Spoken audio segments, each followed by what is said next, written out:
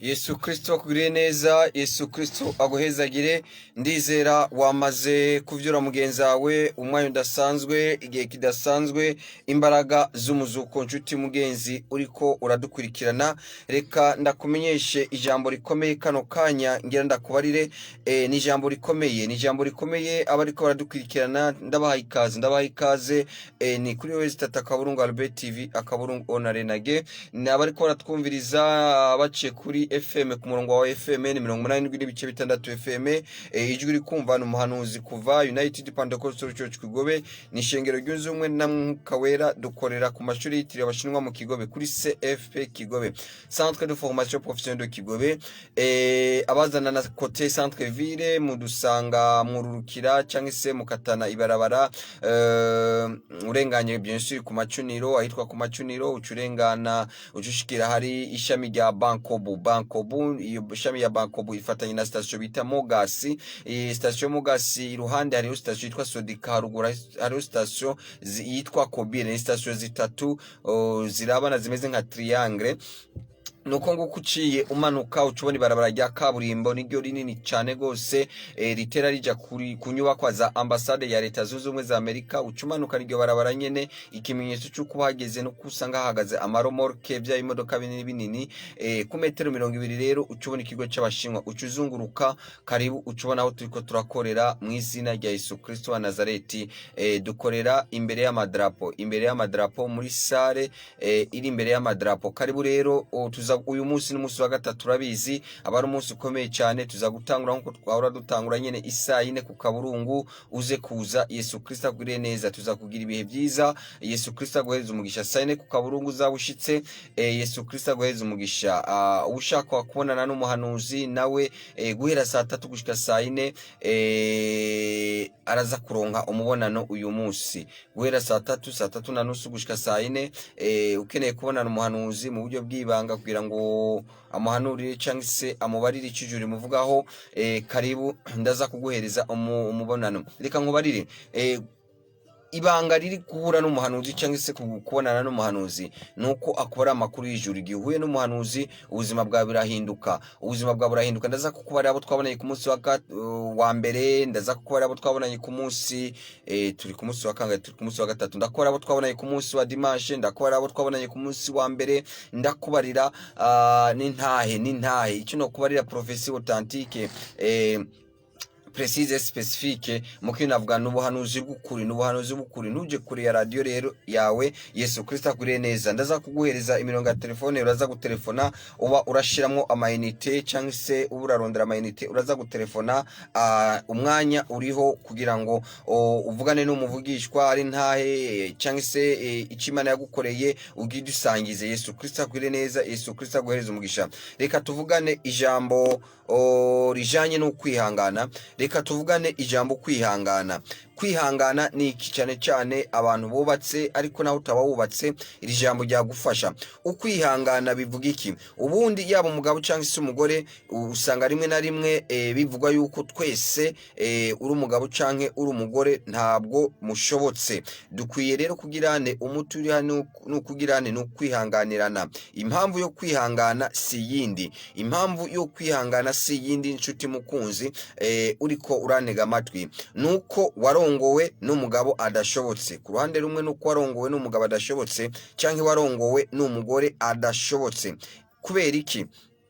Unyumvirize neza. Impamvu yo kwihangana nuko wewe ubundi urashobotse. Impamvu ndi kukubarira ndiko ndafata mvuga umugore n'umugabo bubatse nuko wewe uri umusore, wewe uri inkumi, nuko wavuye hagati y'umubano, hagati se y'urukundo rwa papa wawe na mama wawe. Nuko uko wavutse kose nuko wavuye uri urubuto rw'inyama n'amaraso. Ubundi rw'inyama n'amaraso no kuvuga iki? Nuko wabyawe n'umugabo n'umugore. Kugira ngo wewe uboneke nuko habaje kuboneka umugabo n'umugore. Naho ndiko ndakubarira, niyo mpamvu ndiko ndavuga cyane shimikira ku mugabo n'umugore. Impamvu rero yo kwihangana nuko wewe ubwawe uri kuranyumva ntabwo ushobotse. Nawe ntabwo ushobotse. Uwo mubana ahora mu myitozo, ahora yimenyereza kugira ngo akwihanganire. Finalima rero ugaca usanga wewe uri umugabo ntushobotse, wewe uri umugore ntushobotse. Urukundo niki? Urukundo dukunda abo twubakanye, abo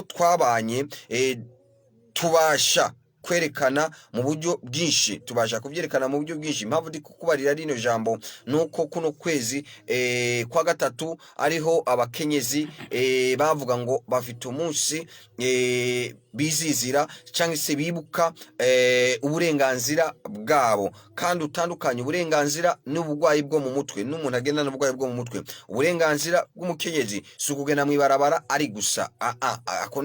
Nubona umuntu ari umukenyezi agenda mu ibarabara ari gusa akavuga ngo n'uburenganzira bwe, nuko mu mutwe hazaho hari ikintu kitagenda neza. Rero naye kukubara yuko urukundo ubwo ushobora kugaragara mu buryo butandukanye, ariko uburyo buhebuje ubundi uzerekamwo uwo mwarongoranye cyangwa se uwo mubana biciye mu mategeko, bien sûr ko umukunda, nuko uzamwihanganira, igihe uzabana n'umuntu bidaciye mu mategeko, ubwo urazi kuno vyitwa nawe sinakurirwa ndabisubiramwo. Ndiko ndavuga cyane cyane umuntu ingo zubatse biciye mu mategeko, zubatse biciye mu mategeko. Yakobo 1:2-4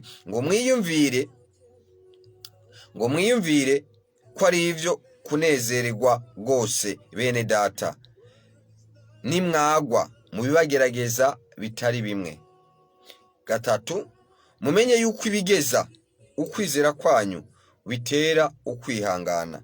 4, ariko ukwihangana gukwiye guhingura igikorwa cyako ngo mubone gutungana rwose muhinguwe, mudahajije na kamwe. Mureke kwihangana, nshuti mukunzi uri kuranyumva, gusohoze umurimo wako murimwo. Yakobo yavuze ayo majambo atawundi yavuga, yari Imana yari kwira yavuga. Ni Bibiliya yonyene itinyuka kuvuga ngo munezerwe nimwahura n'ibibagerageza atari bimwe. Nta kindi gitabo, nta yindi siyanse yabivuga. Ibya siyanse byose ntabwo bishobora kubivuga. Bya bitabo byose by'amabwizwa shingiro icyo cyose ntabwo bishoboka, Ni Bibiliya yonyene bivuga. Ubundi nyumvize neza, namaze kubara ko Bibiliya yonyene iravuga ngo munezerwe nimwahura n'ibigeragezo atari bimwe. Njuti mukunzi, ushobora kuba uri kurahura warahuye n'ikigeragezo icyo cyose. Ushobora kuba wahuye n'ikigeragezo cyo mu rugo, ushobora kuba warahuye n'ikigeragezo cyo ku kazi, ariko wihangane, kuko ndakwarira ibiva mu kwihangana. Mu buryo buratandukanye, ubukene bukavanga n'ubusazi na bya bindi rabashekiriya. Ugasanga dufata karorero uwitwa Pascal, umubonye uti ntumuhigwe, uranyumva, uwitwa Risuba umubonye ukavuga ngo ntumuhigwe. Bifise impamvu, uko bigeragezwa bigamije ikintu kimwe. Nubona wageragejwe, nuko unyumvirize neza, numva mukunzi uri kuranyumva, wageragejwe nuko hari icyo bigamije, nuko haba hari icyo bigamije. Ibigeragezo rero biri ubwoko bubiri, unyumvirize neza. Aya makuru ndi kukubarira nta wundi azakubarira aya makuru. Ibigeragezo biri ubwoko bubiri, hari icitwa tentation. Tentation icyo rero kirakugwisha, navuga nibikugwisha cyangwa ibiguta hasi, temptation. Icya kabiri ni trials, navuga nukugucura, kuguhingura, kukugerageza. Ubwoko bwa kabiri ni trials. No kuvuga iki? Navuga no kugucura, kuguhingura, kukugerageza. Abariko baradukwirikirana mushobora gukomeza mugira partage, mugira share, musharinga, mupartager mu magroupe mutandukanye cyangwa ku mapage atandukanye. Yakobo nkuko nabikubariye, Yakobo 1:2-4, nasubiramo nkasoma iyindi Bibiliya uko ivuga ngo bene wacu nimwakirane akanyamuneza ibibageza byose, igihe bishaka kubagwako mu buryo bwinshi. Mumenye yuko ibigeramiye ukwemera kwanyu bibatera kwiyumanganya, ariko ubwo bwiyumanganyi bubatume gukora igikorwa gishemeye kugira ngo mube abantu babushitse kandi buzuye batagira amahinyu no mu kantu na gatoye. Ibigeragezo bitugeraho bibe bivuye kwa Satani, ibindi bivuye ku Mana Data. Unyumvirize neza, hari ibigeragezo bitugeraho rabashekeriya ndaza nabikubariye, hariho temptation cyangwa se ibigwisha, tentation mu gifaransa, na trials ibiducura, ibiduhingura. So muri ivyo byinshi bikugusha urumva aho biba bizananye, ibiguhingura naho urumva aho biba bizananye. Yakobo avuga ngo yaba ivyo Satani azana cyangwa ivy'Imana izana bizana gutunganya ukwizera kwawe, bizana uguhingura ukwizera kwawe. Kwihangana kuvahe? Unyumvirize neza, ni ukwihangana kuvahe? Quel est le résultat y'ukwihangana de la patience? N'umusaruro, ni resultat, ni result y'ibigeragezo vyahuye n'ukwizera. Nibigeragezo vyahuye n'ukwizera kwawe, ikivamo n'ukwihangana. Unyumve neza, kwihangana ni iki? Ni resultat bingana ibigeragezo plus ukwizera kwawe. Ubundi kwihangana angiye muri definition mu Kirundi definition ni iki? Ni insiguro y'ukwihangana ni inyifato umuntu agira ari mu bibazo. Iyo nyifato ikaba ari gutegereza ibihe byiza kandi ukayigira ufise umunezero, ufite ivyiringiro. Ni inyifato autrement, c'est l'attitude umuntu agira akayigirira mu bibazo, mu bigusha, ikaba inyifato yo gutegereza ibihe byiza. Kwihangana si ugutegereza, oya, ni inyifato ugira. Uko niko kwihangana. Kwihangana warihanganye, si ugutegereza, no, ni inyifato, ni attitude ugira ku buzima bwawe. Reka reba tuzamura ku karirimbo maze turakomeza mu izina ya Yesu Kristo wa Nazareti.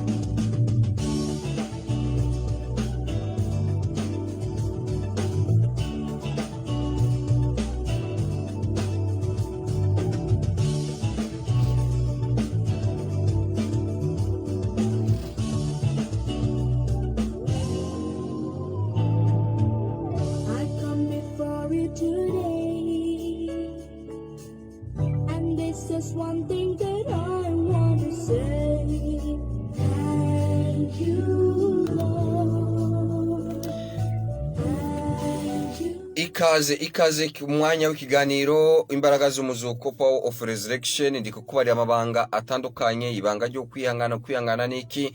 Nyakumenyesha ko ikiganiro imbaraga z'umuzuko mwaba mugitega amatwi imisi yose kwa gatatu hereye nk'aya mango kuri radio Buja FM, cyangwa abariko baradukwirikirana bari muri leta zunze ubumwe za Amerika mu bihugu bitandukanye byo kwisi z'aba Australia, Burayi n'ahandi. Ni wewe Stata Kaburungu Albert TV akaburungu onarenage, maze mukadukwirikirana ikibirera aho Yesu Kristo abagire neza. Yesu Kristo abarizo umugisha. Akomenyesha ko turi ku munsi wa gatatu, mercredi miracle, mercredi prophétique, mercredi authentique, mercredi de guérison, mercredi de délivrance.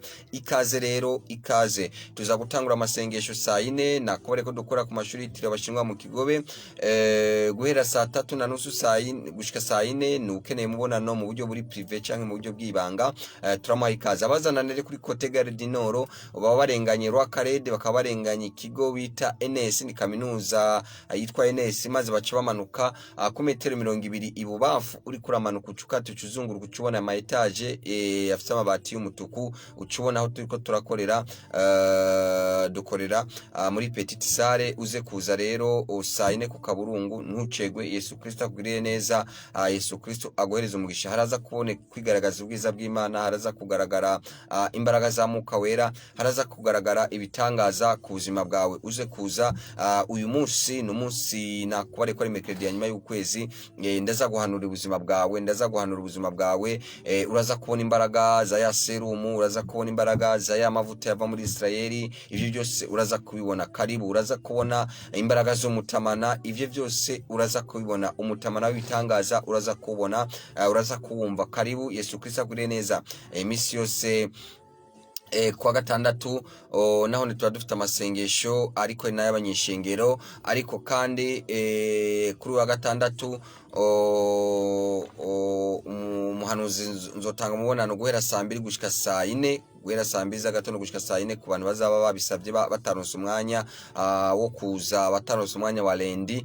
Samedi guhera saa 2 gushika saa 4 biyandikishije nzobehereza umubonano ku Pasika. Benshi bayita ku Pasika zo aritekeze neza ukwezi kwa 4. Karibu, ndagutumiriye kuza usidukane n'iyonka kuri United Pentecostal Church Kigobe. Dufite amasengesho akomeye cyane y'insinzi ya Yesu Kristo, dufite amasengesho y'uwavugishwa, dufite amasengesho ya acte prophétique financière. Wewe wabukeneye agafaranga, wewe ukeneye gutunga, wabukeneye amafaranga, karibu uwo munsi ntuzasibe. Uzabona ikiganza c'Imana, uzabona kugirirwa neza kw'Imana. Imana izavugana nawe, uzabona ibyo utari bwabone. Yewe ndagutumiriye kuza. Ariko wewe bien sûr ukeneye amafaranga, wewe ukeneye gutunga amafaranga, wewe ukeneye kwishura amadeni, wewe ufite amadeni ukeneye kwishura, wewe reaboshekiria, wewe ukeneye kuriya minervare, wewe ukeneye amafaranga yo kwikenura, wewe ukeneye amafaranga yo kubaka inzu, wewe ukeneye amafaranga akora byinshi. Wewe amafaranga akora byinshi, sinabidondagura ngo ndabiheze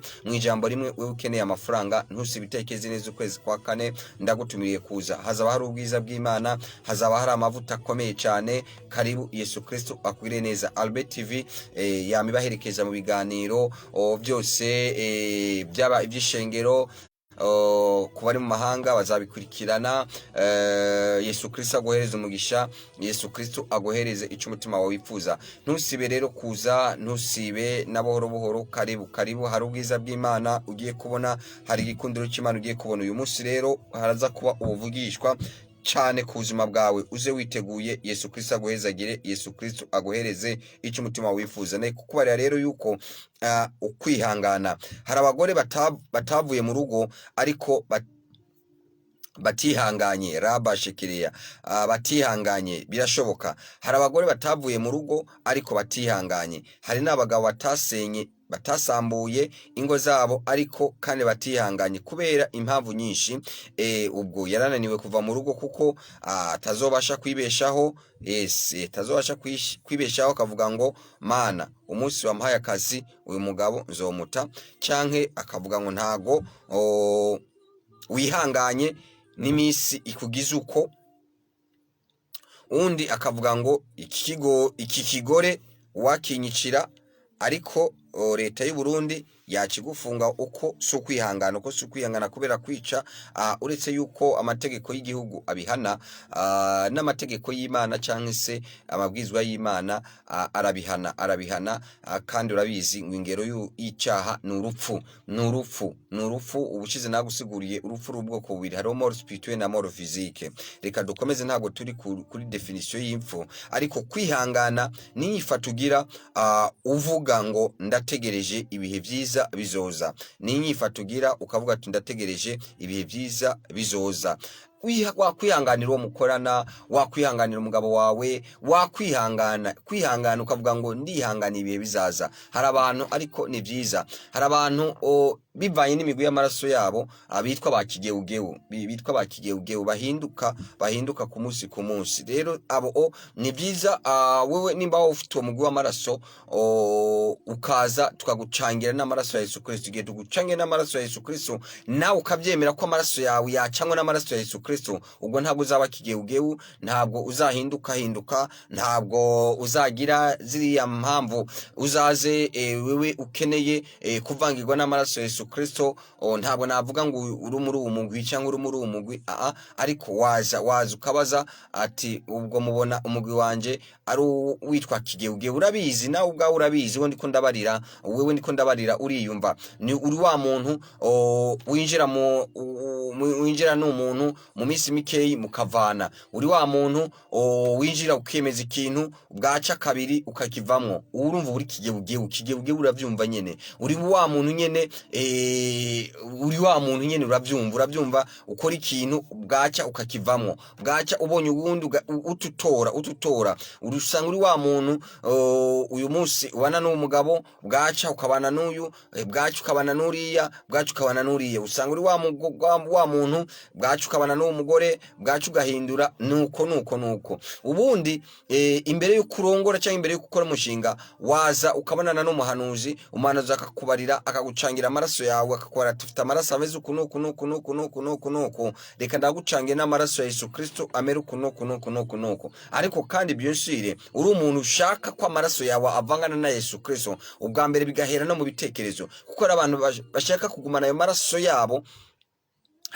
yabo ugasanga babaye bakigeugewu bazunguruka. Ntabwo uko ndi kukubarira, ntabwo uko ari ukwihangana. Yesu Kristo akugirire neza nshuti mukunzi, ntabwo uko ari ukwihangana. Kwihangana rero ni imbuto y'impwemu, ni imbuto y'umwuka twanka twebwe abantu kurusha izindi zose. Kubera iki? Usanga wewe uri kuranyumva, ni byiza kwihangana ni imbuto y'impwemu, ni imbuto yo mu mwuka twanka twebwe abantu kurusha izindi zose. Wewe wabwizwa kwikunda kuko ni imbuto ikomeye kwihangana. Kubera iki? Irarura, nukuri kw'Imana irarura, irasharira, iruta ipiripiri ya bushara, iyi mbuto yo kwihangana.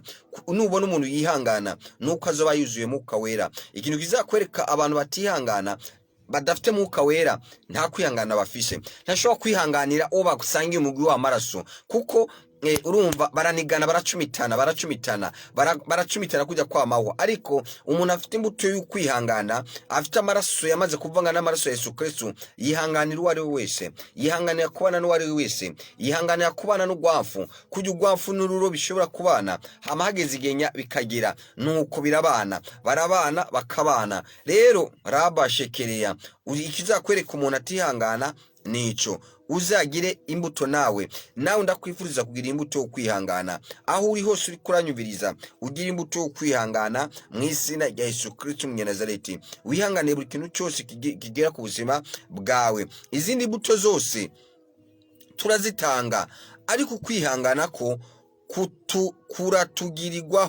kuratugirirwaho. Urukundo ndarutanga, ukwizera n'ibyanje ntanga, ibyishimo n'ibyanje n'ibyawe, ingeso nziza wewe ufite ingeso nziza. Kugira ingeso nziza bigutera igikundiro.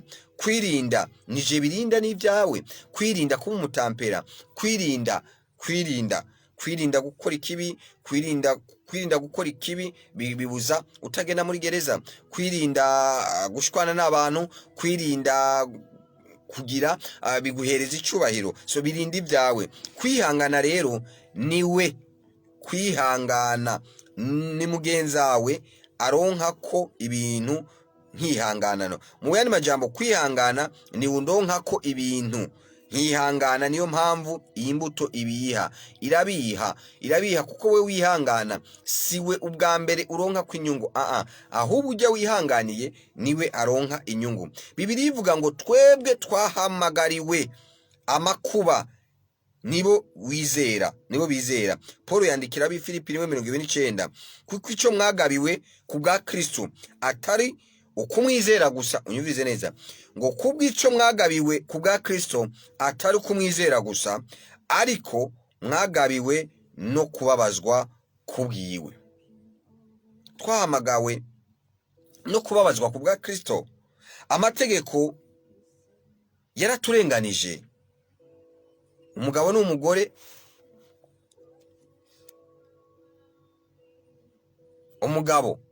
umugore ugasanga afite abagabo 5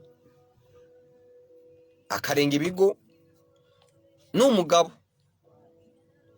akarenga ibigo akitwaza ngo umugore yagiye muri Omani, ngo yagiye mu bihugu by'Abarabu. Nta siguro. Ngo umugore yagiye muri mission. Nta siguro. Nta siguro. Kubera iki ibyo biba? Nuko uwizeye atameze uko. Rema rero umugabo wawe ntazakomeza kuba mubi. Inshuti mukunzi uri kuranyumva, ndakuremesheje umugabo wawe ntazakomeza kuba mubi. Rema wa mugabo uri kuranyumva, umugore wawe ntazokomeza kuba mubi. Dufise ibihamya, dufise ibishinga ntahe. Nzobabwira ibyaha by'abagore.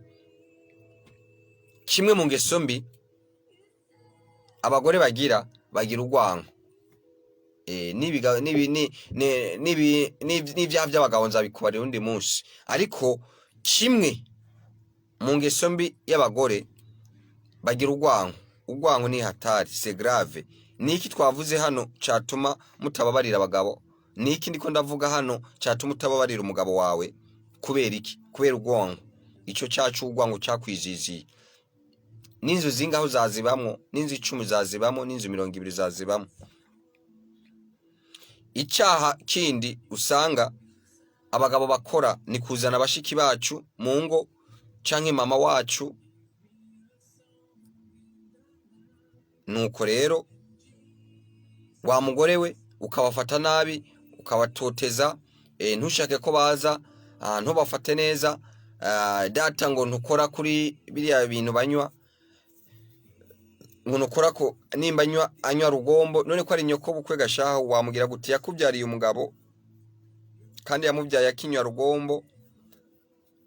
N'umunsi yo kumubyara yari yanyoye rugombo. Niko bayita rugombo, niko bayita, sinzi rugombo icari cyo, ariko numva ngo rugombo.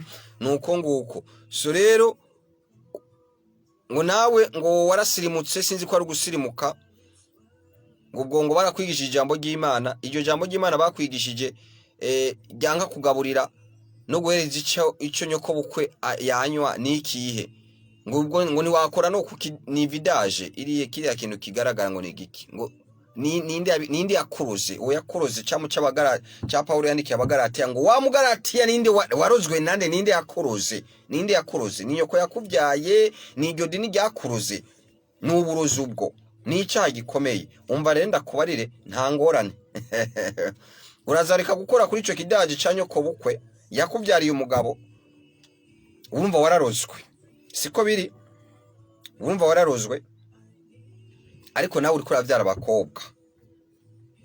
Kiretse wibyariye abahungu gusa, nawe uzakwibyarira abahungu bazarongora, bazana abagore. It's okay. Uwakuroze azakurogora niba azakurogora. So rero umufate nabi, hazagera igihe nawe ubyara abakobwa. Nawe utabyara abakobwa uzabyara abahungu, n'abazarongora. Uzagenda ku muhungu umanuka ibujumbura cyangwa ugende muri quartier runaka ngugiye kumuramutsa. Cyangwa yego byose ni bujumbura uzagenda muri Canada, uzagenda handi ngugiye kumuramutsa cyangwa ugende handi kumuramutsa, nta ngora nirimwo. Nawe azakugirira bya bindi. bimwe wagirira uco bibona. C'est une chaîne, bavyita mu gifaransa ngo chaîne alimentaire. Reka nikomereze.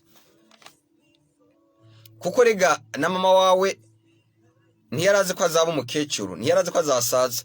Buriya abamama batuvyaye ntibaba bazi ko bazasaza kandi ntibasaza. Nawe ugifite imyaka n'amaraso ashushe, imyaka 20, 25, 30, 35, 40 na 50, ntuzi ko uzashikana imyaka 100. Kuzayishikana uvuga ko uzagumya ku imyaka 25. So nabamama bacu babazi ko aroko. Ubundi abamama bakunda abahungu cyane, niyo mpamvu bakunda abahungu cyane, niyo mpamvu nimba muzi ukuntu umuhungu akunda nyina, niki gituma umugabo wawe utamunezereza kuri nyina n'abavukanye biwe. Ico ni icana akaba ari icyaha cy'abagore. Abagore Imana ibagirira neza. Abagore bamana bamama banyu babiwacu, babiwacu. Newe unyumvirize neza. Bamama b'abagore. Abagabo urumva dusa n'Imana, urabizi ko twaremwe n'Imana. Abagore mwavuye mu magufa, bene wanyu nibaza kuko mwanka ko aho ndaharenganye. Basaza banyu baraza ugasanga sometime turamwishuriye minervare, mwareka kuba gutyo mukareka imico nk'iyo atari myiza. Abadamu mugira ibintu bivuna abagabo. Umugabo yohereje amafaranga mama we, uti nabimenya uti ndafuye. Kwihangana rero ni inyifato ugira yuzuye gutegereza, urindiriye uvuga ati umunsi umwe Imana izabikora. Ukwihangana kuvuga ibigeragezo vyaje. Unyumvize neza, ukwihangana kuzavuka igihe ibigeragezo bizaba vyaje. Hari umuntu ariko aradukwirikirana byuru kwihangana mu izina rya Yesu Kristo, kuko ndabona hari umuntu ariko arakugerageza. Ndabona hari umuntu ariko arakugerageza, so ariko arakugerageza. Rero byiranganire, umutwengere, muvugane neza, ego uko nuko kwihangana. Kuko ni ikigeragezo, ico ni ikigeragezo. Ico ni ikigeragezo. Ugira ukwihangana kuzagushikana ku mbuto nziza, kuzagushikana ku mbuto nziza. Kandi umva ndakubarire, ndi kuguhanurira ariya bashekereya. Ndi kubona n'umuntu ariko ari mu kigeragezo cavutse, ntabwo rabashekera, ntabwo kimaze amasaha menshi, ndabona kimaze umunsi umwe, cy'explojeje. Umva ndakubarire wewe uri kurangurikirana, ndakubarira ngo aho nyene muri ico kigeragezo, ndakubarira ngo muri ico kigeragezo nta misi ngaheri yabashekereya. Ndabona imisi 2, ndabona imisi 3 rabashekereya, ariko ndi kubona ntabwo bigiye kurenga imisi 7. Igisubizo iciza kivuye muri ico kigeragezo ugiye kukibona mu izina rya Yesu Kristo wa Nazareti. Ndaguhanura ngo bitarenze imisi 7 riyabashekereya, ngo inyishu iciza kivuye muri ico kigeragezo cyatanguye. Ndabona gihe hahizo amasaha 28, umunsi ugirwa n'amasaha 28. Yes, ndabona amasaha 28 ico kigeragezo gitanguye kibyutse cy'explojeje. Ndakubare ngo bitarenze imisi 7 inyishu nziza iciza kivuye muri ico kigeragezo. Imana ngiye mbona Imana igushireho inzira mu izina rya Yesu Kristo umunyanazareti. Ndabona Imana igushireho inzira, ndabona Imana igushireho inzira mu izina rya Yesu Kristo wa Nazareti.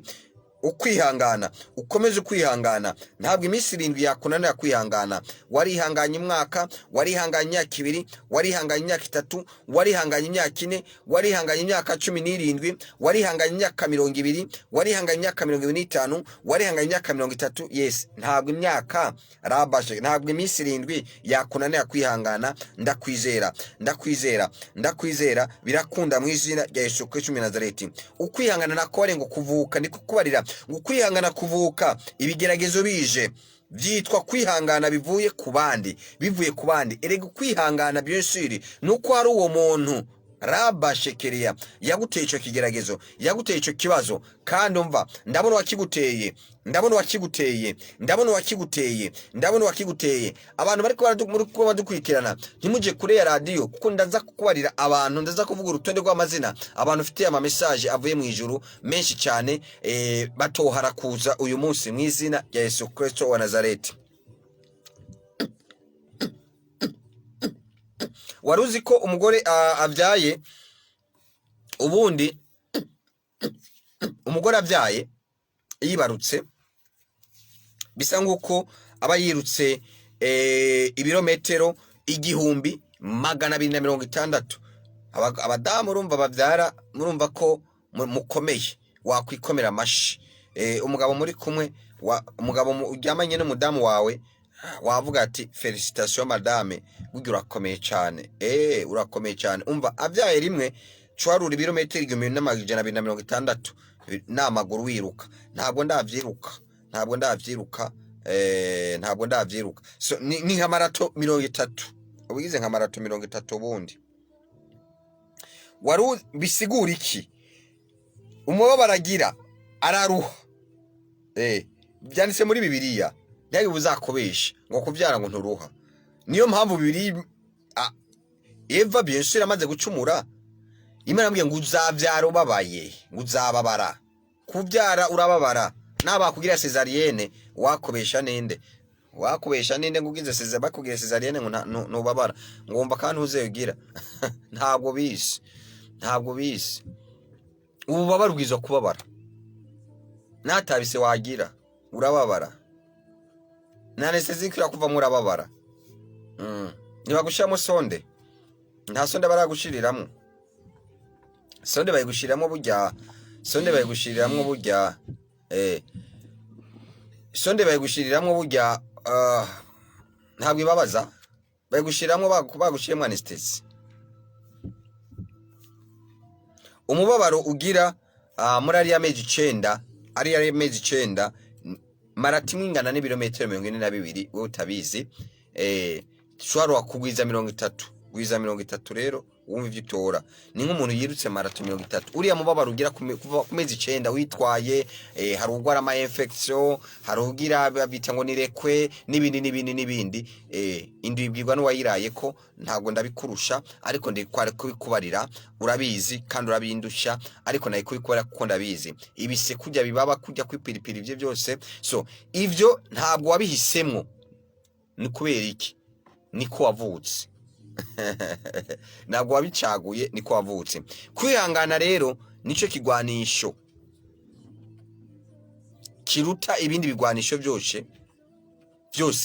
ushobora kuneshesha amakuba n'ibyago bigushikiye mu buzima. Ndagusubirira muri no jambo.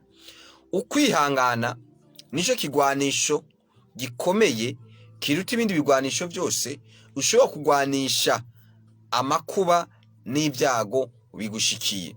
Amakuba n'ibyago iyo bije, ikigwanisho kiri hejuru, ikigwanisho kiri supreme, nico bavuga, bikavuga ngo turaneshejwe. Uzakoresha ukwihangana. Unyumvize neza. Arme supreme navuga n'ukwihangana.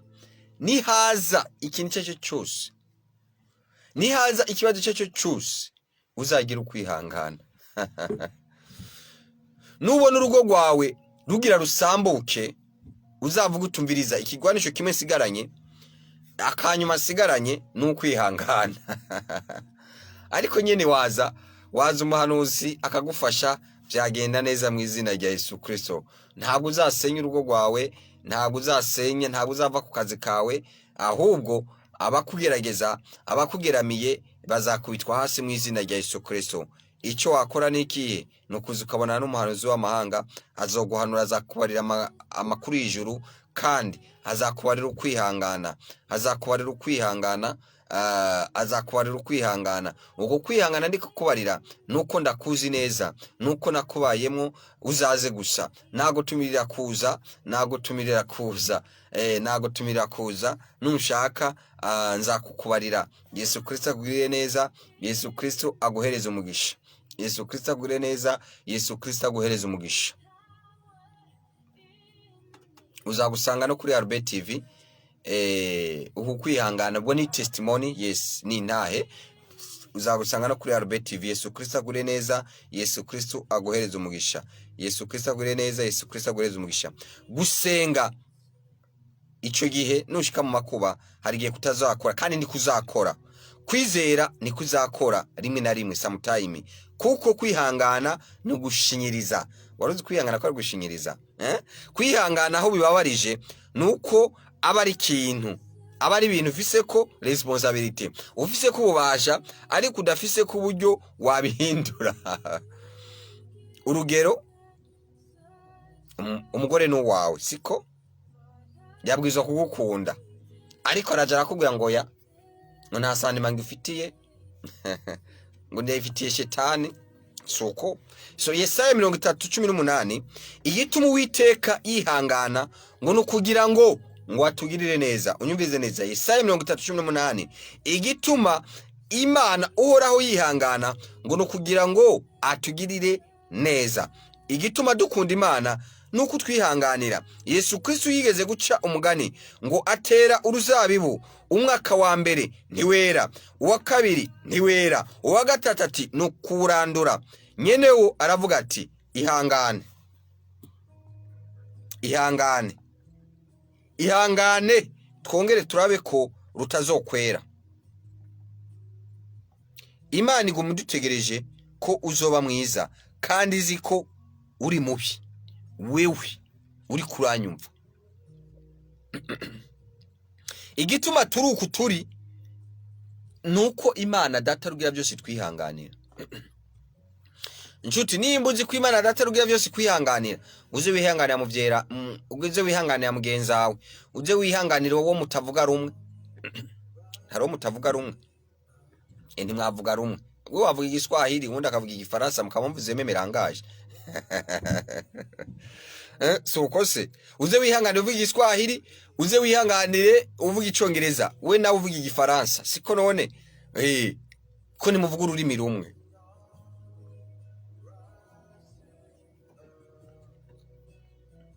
Intwari sifise imbaraga zo kunesha urugamba. Intwari ni iyihangana. Imigani 24:10 ni bavuga ivy'urugo. Waruzi ko urugo rutubakwa n'amafaranga? Waruzi urugo ko rutubakwa n'amarangamutima, amasantima? No, babyita amarangamutima, amasantima. Urukundo niki? Urukundo niki? Reka unyemerere ndakubarire definition y'urukundo.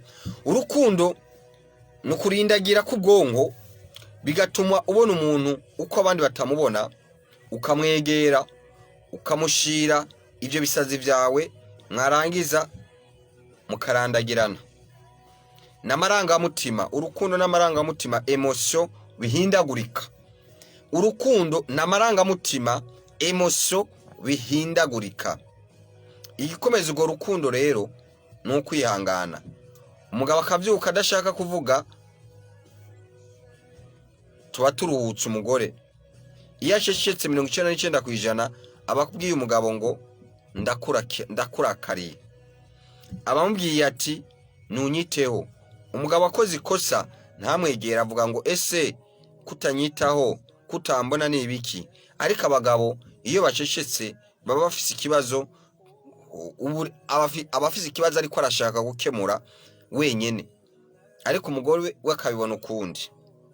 Umugabo ashobora guceceka ari gukosora ibibazo by'intamba mu rugamba, abariko arakosora ibibazo by'intamba mu rugamba na Maroke, yakinye na Maroke buriya, na Maroke. Ntibibaze rero ngo abacecetse ari mu bindi. Umugabo ashobora kuba acecetse wanashaka aba ariko arakemura ibibazo vya Arsenal kandi atarahonyora muri Espagne, atarahonyorayo. Ugasanga ariko arakemura ibibazo vya Real Madrid. Mbabare ntago je ndahonyora muri Espagne, sindashikayo mu buryo buri fiziki, ariko mu buryo bw'umuka urumva ko namaze gushikayo. Namaze gushikayo. So rero umugabo rero nubona acecetse azo ariko arakemura ivyo bibazo, agakemura ibibazo vya Zidane n'ibindi bibazo. Zidane ntibaranavugana no kuri telefone, ntibaravugana no kuri WhatsApp. So rero abagabo nuko baremwe. Wumvise ukuntu abagabo baremwe ko Imana yaturemye neza. So ingorane turaba ibintu uko duteye twebwe. Imigani 24:10 namaze kubarira ngo nugamburura mu makuba gukomera kwawe kuzaba kubaye ubusa. Mu yandi majambo, ushaka kunesha umuntu wihangane uzomutega igihe wihanganye. Mu yandi majambo, ushaka kunesha umuntu w'igihangange uzomutega igihe wihangane ureke. Riya bashikiriya, iri jambo rikuribarira wewe, ndeka ndarisubiremo. Ushaka kunesha umuntu w'igihangange uzamutega igihe wihangane. Hari umugabo yitwa Isaac Newton, hari witwa Rousseau, hari witwa Prophet Albert, hari witwa Jacques Mane, hari witwa Retsune, hari witwa Pasteur Tsura, hari witwa Madame Joyce Meyer. Abantu bakomeye nuko bihanganye. Nakubari aba bantu batandukanye nuko bihanganye. Kwihangana niyo mbaraga, nico kigwanisho, nibwo bushobozi, niyo mbaraga irenze izindi zose. Nimba ushaka gukomera, unyumvirize neza, aho uzaba uri hose, mu kazi akariko kose, ni muri eglise, haba muri eglise, haba ku kazi, haba mu gihugu, haba hehe mu nkino, haba mahiganwa, unyumvirize neza, nimba ushaka gukomera uze wihangane. Kandi kwihangana no gushinyiriza, kujya babivuga navyo mvitanye abadamu ngo gushaza ngo no gushinyiriza. Bariko barabashira ibintu bita ngo na produit revro, bayita produit revro. Bariko barabashira produit mu mutwe, barasha bakamyoka, bakabashira ibintu ngo babakoreye abadamu ngo vyitwa ngo amakaske, biraturira, biba biri kuri 100 degrés Celsius, bagasha ngo biriko birabihumisha, bagasha ubwonko bukayaga, bukamera dasosanse, à la longue cancer ça se développe n'ibindi bagasha. Ariko kababaza ngo ni kubera iki ngo gushaza no gushinyiriza. Ahandi bariko barakwega imishatsi, bariko barayitungira n'iyindi, akavuka ibikano bakabogesha amazi ashushe. Gushaza ngo no gushinyiriza, niryo jambo abadamu bafite amajambo meza ngo gushaza no gushinyiriza. Umviriza rero, ukwihangana no gushinyiriza. Kwihangana kurabishe, kurasharira, kuraturira, ariko imbuto zako ziraryoha. Igiti cera imbuto nziza cera gitevye. Unyumvize neza, igiti cera imbuto nziza cera gitevye. Nimba ukunda umwembe ntago werera umwaka umwe. Nimba ushaka kujya w'ikizungu na urabona ukuntu bumeze. Umugisha nahamagariwe uruta andi yose mu buzima, bizambanzirizwa iteka ryose no mubabaro. Unyumvize neza, umugisha n'amahigwe, umugisha n'amahigwe aruta andi yose mu buzima, bizabanzirizwa iteka ryose no mubabaro. Ndasubiramo, umugisha n'amahigwe aruta ayandi yose mu buzima, bizotangurizwa igihe cyose n'umubabaro. Yakobo 5 kuva kuri 7 gushika kuri 11. Ngo ntimuzi ko abihanganye tubita abanyamahigwe. Yesu Kristo ariko ababwira aya majambo ya nyuma kuri Luka 22, ngo ni mwebwe mwababaranywe naje, ni mwebwe mwihangananye naje. Ushaka kuba umugore atangaje, ntabwo ari uko ufite inzobe, ntabwo ari uko ufite ubwirabure bwiza, ntabwo uri naturel, ntabwo uri muremure, ntabwo kubera uri mugufi, ntabwo ari amafaranga ufite, ntabwo ari amadolari, si position ufise, si igiti ufise, si responsabilité ufise, kugereza bigihangange ni uburyo wihangana, ni uburyo wihangana. Kwihangana ntibivuze kudatsindwa, oya, nuko utavamwo ni watsinzwe,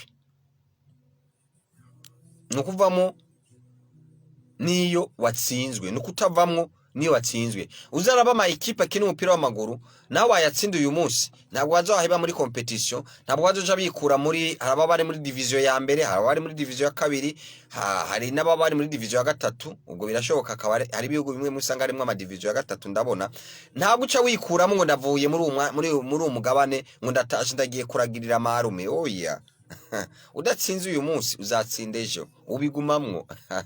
None ko usanga sometime muri ayo mayikipe harimo aba professionnel atakindi bakora bahembe gucyo gukina wumva wabivamo hama ngo cugenda gute ngo no kutsinzwe uyu munsi.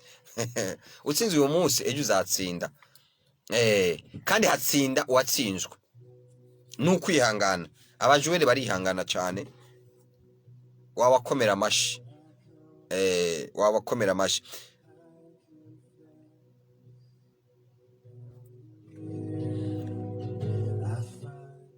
Reka rero kwihangana kukugeze ku nsinzi. Imwe mu nkingi ikomeye mu kubaka urugo n'ukwihangana. Urugo rugizwe n'inkingi nyinshi, ariko ubukene kwinjire mu muryango, urukundo ruca mu madirisha rugasohoka. Ariyo mpamvu wowe wafite ikibazo cy'ubukene mu rugo, ingo habonane n'umuhanuzi biragenda neza mu izina rya Yesu Kristo. None namaze kukubarira dimanche ntuzasibe, ariko kandi no munsi ntusibe. Ubukene ni bubi, teori ni nyinshi, ariko igituma urugo rurama n'ukwihangana. Impamvu si yindi nuko warongoye umugore adashobotse, canke warongowe n'umugabo adashobotse. Bavandimwe, nshuti mukunzi uri kurantega amatwi, ndeka ndakumenyeshe kuri kurumva ijwi Prophet Albert kuva United Pentecostal Church Kigobe. Nishengero ry'uzumwe na Mwuka Wera. Imisi yose kuwa gatatu tuba dufite ikiganiro nk'aya mango, Power of Resurrection, imbaraga z'umuzuko. Tuvuye hano duca tugenda ku rusengero. Guhera saa 4 ku Kaburungu tuba dufite amasengesho y'imbaraga yo gukiza ingwara, ibibazo, guhanura, ubuvugishwa buri muntu wese. Ubuhanuzi bw'abantu bazoba baje turakubarira ukwezi kwa kane. Ndaza kukubarira ukwezi kwa kane uzaba waje ku buzima bwawe, ivi uzabona mu kwezi kwa kane ku buzima bwawe, ku muryango wawe, ku gihugu cyawe. Wewe uzaba waje, wewe uri kurantega amatwi, wewe uza kuza mu izina rya Yesu Kristo. Biraza kugenda neza mu izina rya Yesu. Gihuye n'umuhanuzi nakwariye ubuzima burahinduka. Abakeneye mubonano guhera saa 3:30 gushika saa 4 kubonana n'umuhanuzi mu buryo bw'ibanga, protokole za kumwandika maze tubonane. Bien sûr ntukagende ku muhanuzi n'iminwe misa iteriyo, ariko masengesho uraza kubona imbaraga za serumu yo mu mwuka, uraza kubona imbaraga za mavuta, kandi amavuta yera yokeneye urayatahana mu izina rya Yesu Kristo Nazareti. Uraza kubona n'imbaraga z'umutamana. Yesu Kristo agwire neza, Yesu Kristo aguhe umugisha. Akarorero,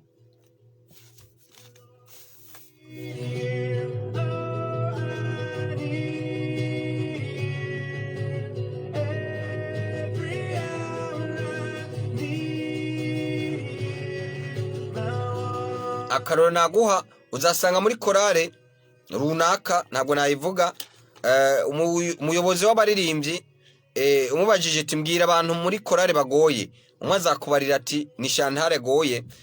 Shantare n'umubaza ukamwegera ukamubwira tumva muri iyi korale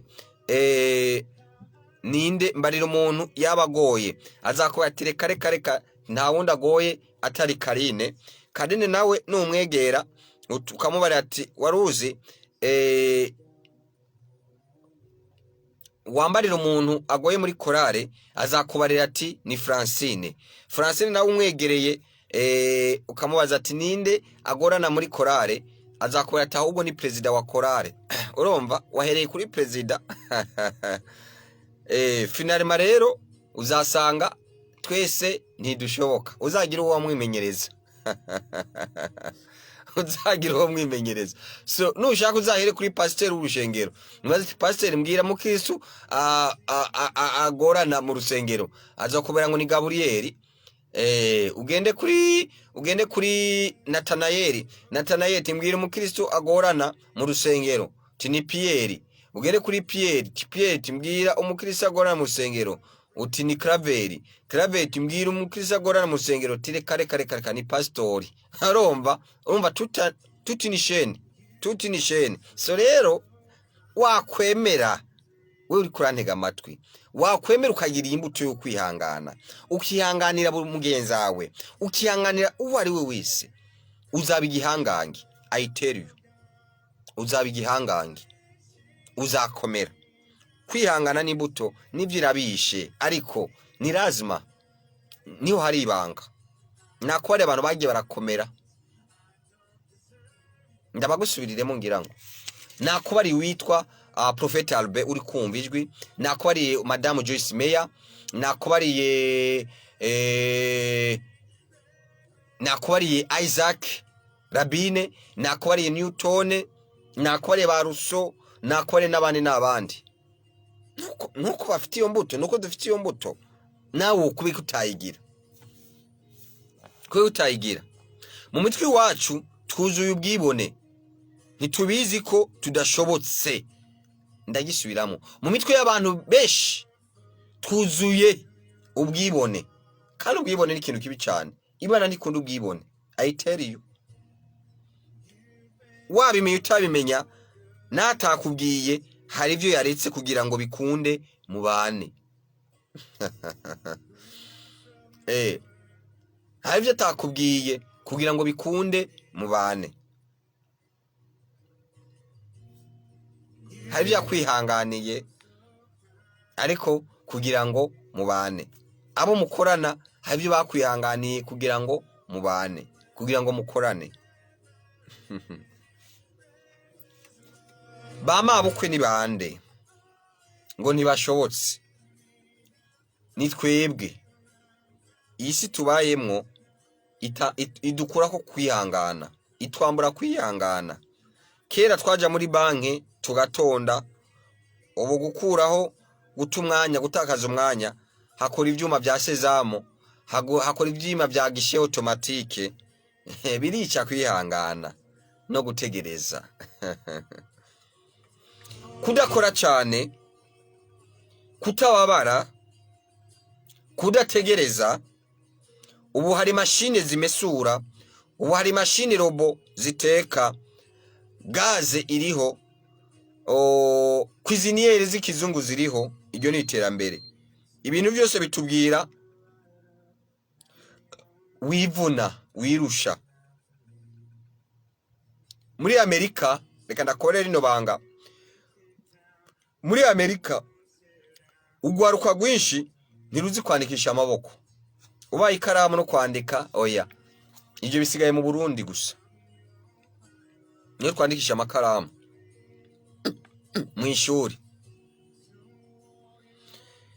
Muri Amerika ugwaruka icambere ntibazi kwandikisha amaboko, icya kabiri nta cyongereza bazi kwandika kuko imashini irabakosora. Mudasobwa, computer. Buri mwana munyeshuri wese afite ordinateur. Wandikira byose muri ordinateur.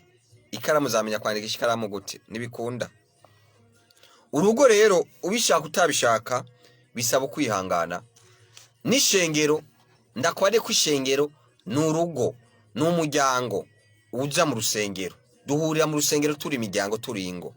Nico kimwe the same. No mu ishengero nico kimwe. Mushobora kudahuza, nta rugisiere yo kumva neza uzakora. Umwe ngo wambwiye yuku undi atoya, sinakubari yuku.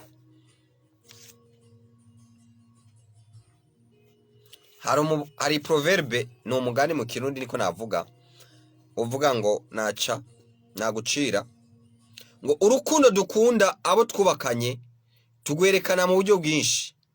Hari kumusohokana, kumubwira amajambo meza ni byinshi, ariko uburyo buhebuje ubundi, ariko uburyo buruta ubundi buryo bwose uzokwereka ko uwo mwubakanye umukunda nuko uzamwihanganira. Ntumuvuge ukamukunda uko ari. Mu Cyongereza bavuga ngo if you love me with my dog. Mu Kirundi, nimba unkunda unkundane n'imbwa yanje.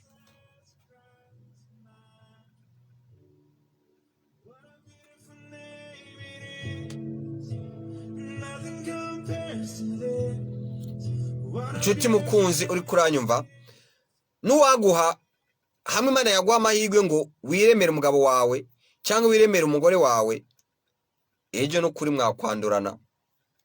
Ejo no kuri mwakwandurana. Ni kubera iki tugomba kwihanganira mu ngo zacu canke ntituzisenyure? Ni kubera iki tugomba mu mwanya ndabahereza umurongo wa telefone ubundi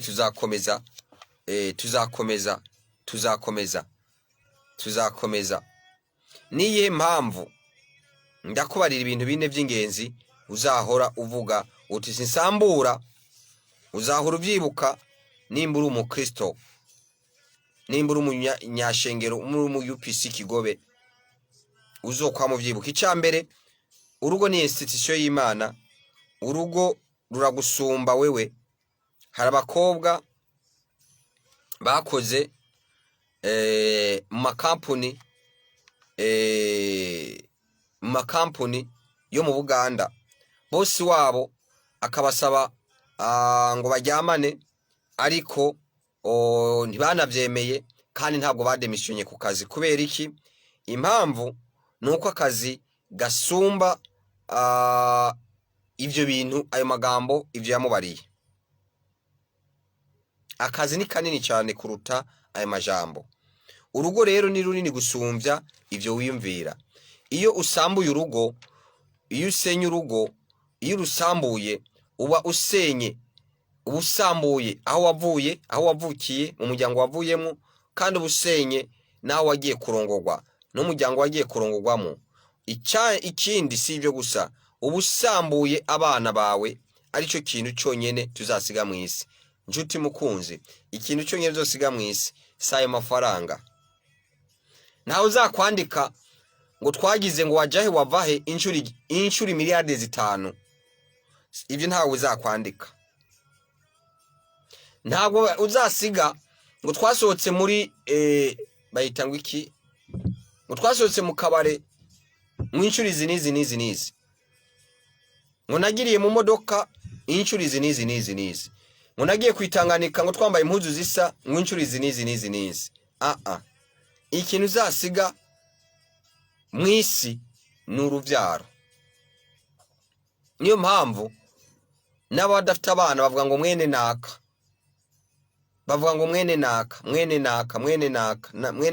so yitwa nde yitwa kunuku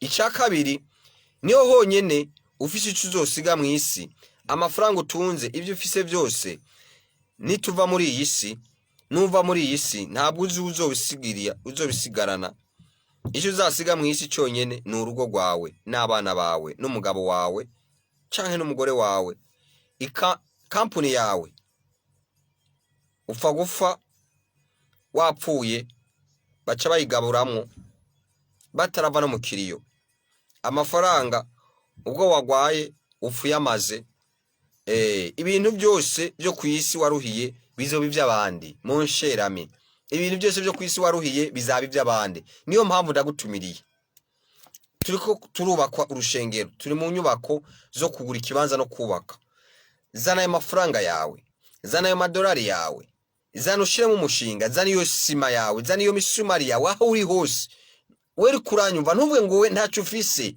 Imana yabariye Mose ufise iki mu ntoki yari afise inkoni nawe uvuge ngo ntacyo ufise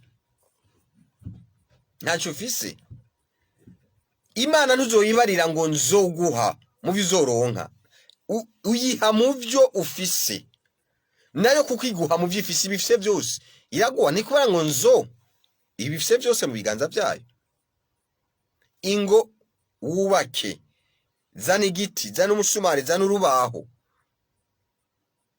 zana ari imwe zana are zibiri zana are zitatu ugurira Imana ibyo uzobisiga bizakwibukirako nkiraho guhera uyu munsi hari inkoko cyangwa se hari igiseke cy'inyubako wowe uza kuza uyu munsi ubishoboye hari igiseke uza gusanga hari ibiseke bibiri nibyo hari igiseke cy'amashikanwa ariko hari igiseke cy'inyubako ucoye gushiramo imisumari yawe ndaza kuguhereza nimero ya mikashe ko kacho udashobora kuza ushobora no guca kuri wezi tatakaburunga Albert vakaburunga onarenage ukabona uburyo ushobora kugira yaba bwa buryo bwa PayPal bwa buryo butandukanye kugira ngo inkunga yawe ishikire mu rusengero kandi kore ivyo nivyo uzasiga ivyo nivyo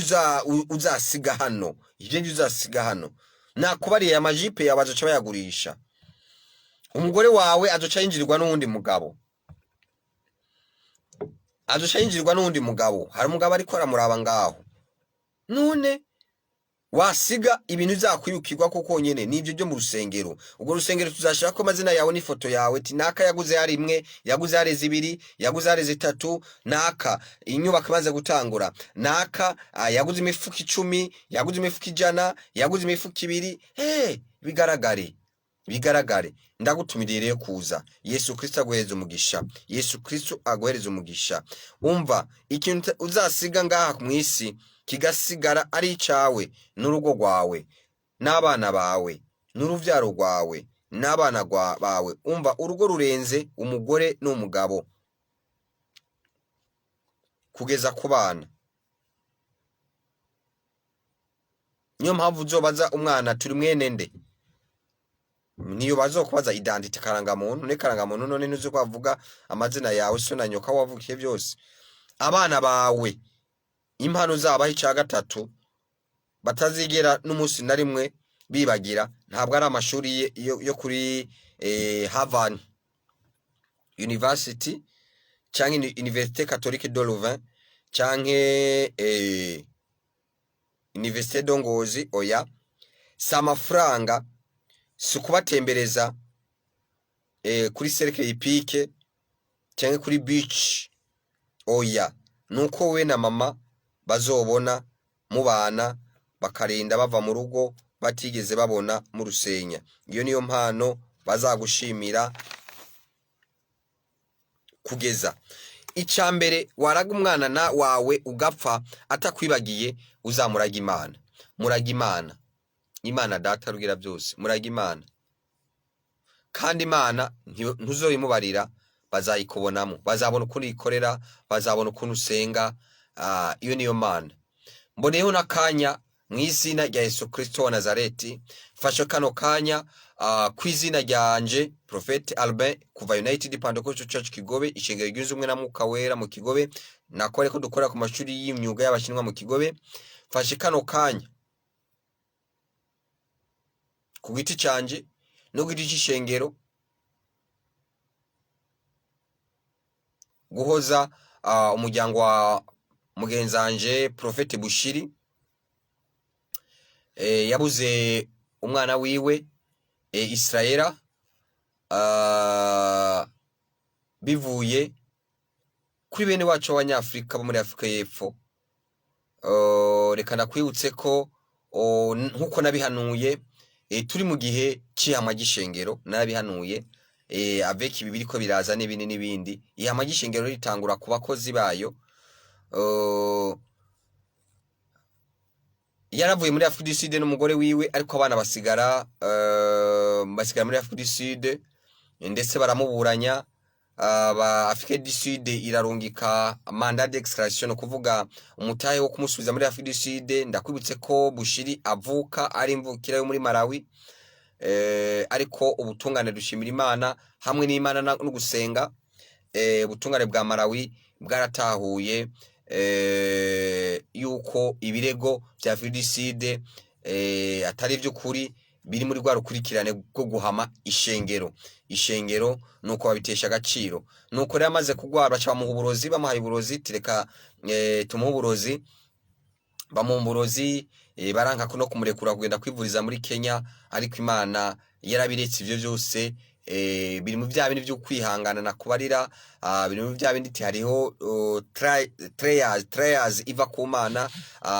Ibyo byose ni ibintu bibaso. Rero turahojeje umuryango wa Bushiri, turahojeje eglise yiwe, turahojeje n'isi, ariko kandi dushimira Imana yuko ubu ngubu n'umweranda Israela, n'umweranda ari mu ijuru, yararirimba, yarakorera Imana, yari umuhanuzi kazi. Yes, yari umuhanuzi kazi. Tuboneho akanya rero ko guhoza uwo muryango. Birababaje niko, ariko Imana niko yabishimye. Byabaye bifashijwe. Erega Yuda yari umwigishwa wa Yesu Kristo. Hari rimwe n'igihe twibagira ibintu. Yuda yari umwigishwa wa Yesu Kristo, kandi yabwirizwa gushikana isezerano, ry'uko umwana w'Imana abambwa. Isezerano ryabwirizwa gushika. So rero na Afrique du Sud, abanyafrika bene wacu babwirizwa gushikana iryo sezerano, bakamanza bakapersecute umuntu w'Imana bushiri, maze iruhande yaho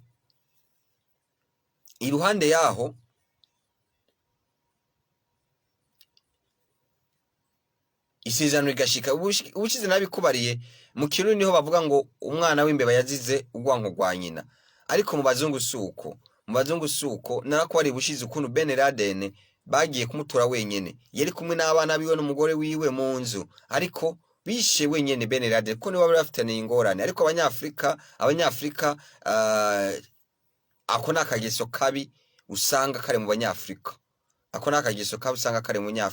rero ndagusabira ngo Imana igukuremo ako kageso mu izina rya Yesu Kristo wa Nazareti. Imana igukuremo ako kageso mu izina rya Yesu Kristo wa Nazareti. Nuko twinjire mu mwanya mwiza, ufata amazi uyashire mu gikombe, ngira nyasengere, tuzakomeza.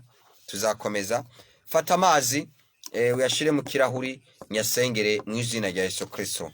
Ndahindura amaraso ya Yesu Kristo. Zamura, fata umunota umwe, batuzamura akaririmbo umunota umwe, urondeye amazi ari mu kirahuri nakunyu n'aya mavuta ya elayo raba shekereya. Reka batuzamura ku karirimbo maze urondere umunota umwe ayo mazi.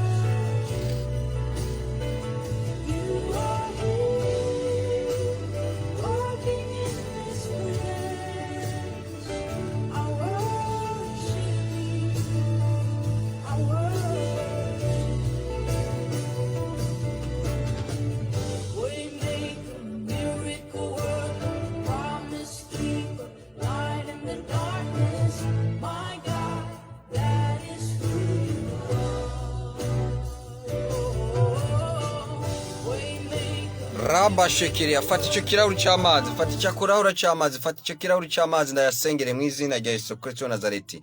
Data wera, data mu izina rya Yesu Kristo wa Nazareti, ndasengeye ayo mazi, ndahinduye amaraso ya Yesu Kristo, washizemo akunyu gakeyi n'utuvuta dukeyi. Nakira amazi asanzwe, ndahinduye amaraso ya Yesu Kristo, azana igitangaza mu izina rya Yesu. Uyanyoye agira umutima wo kwihangana, uyanyoye agira amaraso mashasha, uyanyoye agira amaraso ya Yesu Kristo mu izina rya Yesu. Agira amaraso atagira ingwara, agira amaraso atari mu bukene, agira amaraso atari mu bumuga mu izina rya Yesu. Buri jini zose, jini Subiani, jini Mayimuna, jini Mahaba, jini Sharifu, jini Mauti, jini Makata, imizimu yose bitega ibihambo byose biravamo mu izina rya Yesu Kristo. Ingwara zifite amazina zidafite amazina zirakira kubw'ayo maraso ya Yesu Kristo mu izina rya Yesu Kristo. Unyoye amaraso ya Yesu Kristo abona amafaranga, unyoye ayo maraso ya Yesu Kristo aba umukire mu izina rya Yesu Kristo mu Nazareti. Mwuka wera uhindura ibyase guhinduka, mwuka wera ukora ibitangaza, winjire uhindura ayo maraso abe amazi, abe amaraso yawe mu izina rya Yesu Kristo. Urakoze Yesu Kristo, urakoze data wa twese.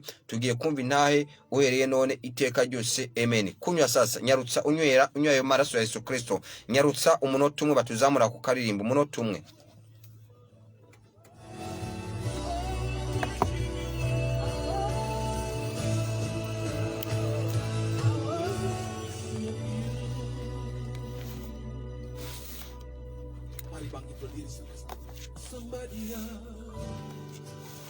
Sembah Tuhan, angkat suaramu muliakan Tuhan, layak Tuhan disembah. Amajwi, yes abagire neza, Yesu abamugisha. Profete Pacifique, Yesu Kristo agumugisha. Uri kutwumva na Profete Joshua Sikari kuva Dar es Salaam, ari kutwumva araramutsa wewe uri kuratwumviriza, arakuramutsa wewe umu United Pentecostal Church Kigobe, arakuramutsa wewe Pastor Rosemary. Yesu Kristo agire neza. Profete Joshua Sikari kuva Dar es Salaam, umujyi wa Dar es Salaam. Yesu Kristo agire neza. Profete Pacifique ngaha mu Kanyosha, nawe uri kutwumva. Yesu Kristo akugirire neza, Yesu Kristo akugirire neza, Yesu Kristo aguhereze umugisha, Yesu Kristo akugirire neza, Yesu Kristo aguhereze umugisha.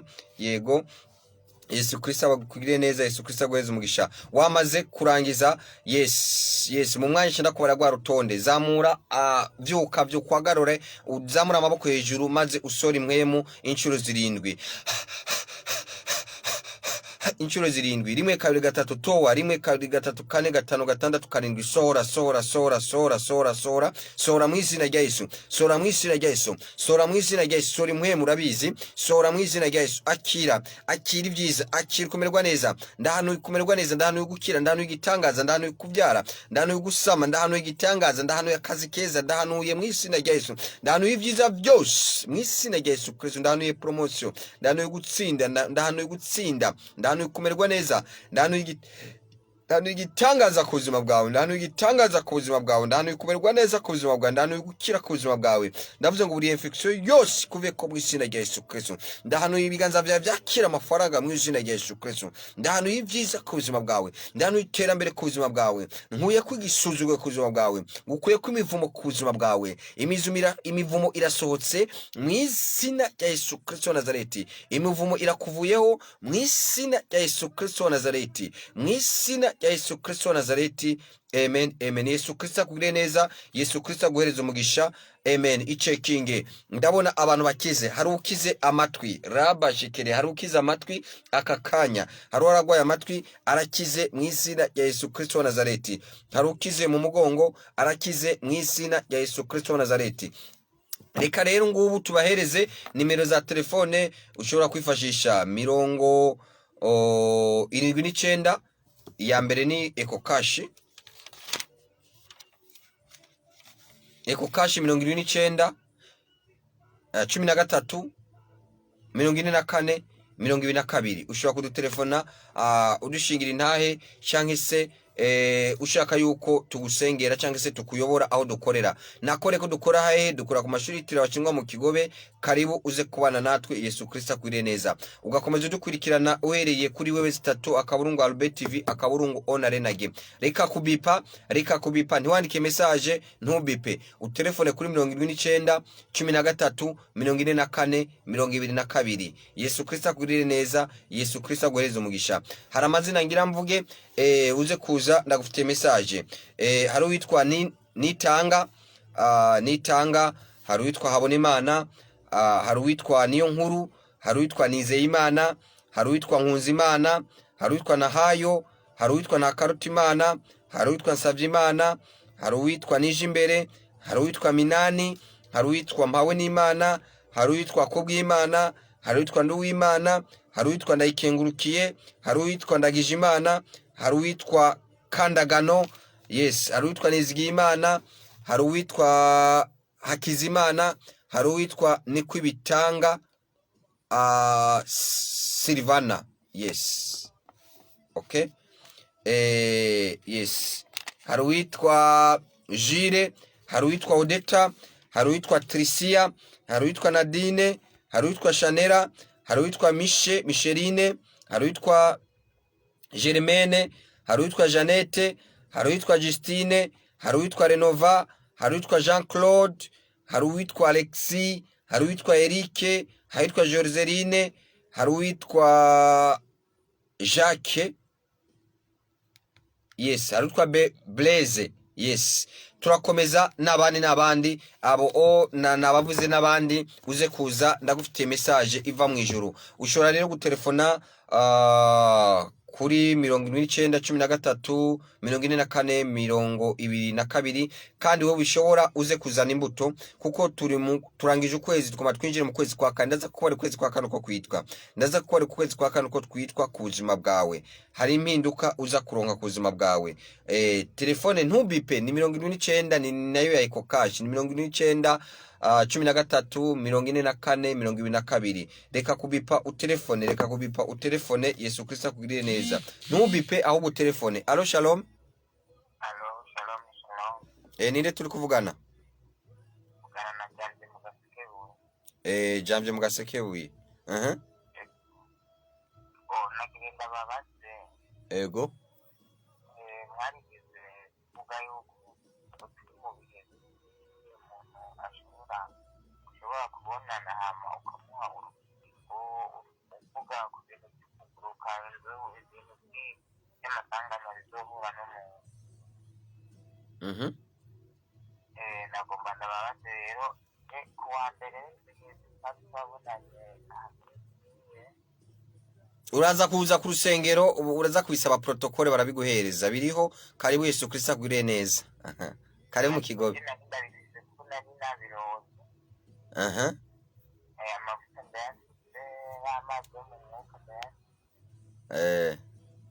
Nagomba rero mubwiye yuko ari cyo byumva kuko nari nababwiye ko ngomba kumufata urugendo rw'ubuga okay. Madame, wewe ufite madame afite imbanyi? Okay. So uramuharera arayisiga, azayisiga no kunda ahisige hama serumu yo mu muka nayo ayinyweko. Sawa, Yesu agurire neza.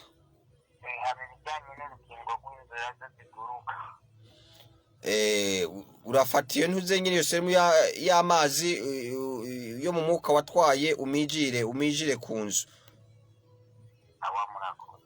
Turakomeza tubakira. Telefone ni 79 13 44 22 ni nayo ya Eco Cash. Wewe ushobora gushigikira urushengero. Karibu. Wewe udashobora kuza, karibu mu izina rya Yesu. Reka twakire undi ari ku murongo wa telefone. Allo shalom. Ninde turi kuvugana? Inde? Duzijwi. Wifuza iki? Inyatsi, ariko ushobora kuza kuri eglise inyatsi. None ko ndi kubona ibi gutera, ndabiguhanure, ndabikuvugire ngaha muri kuri radio. Ndabivugire kuri radio.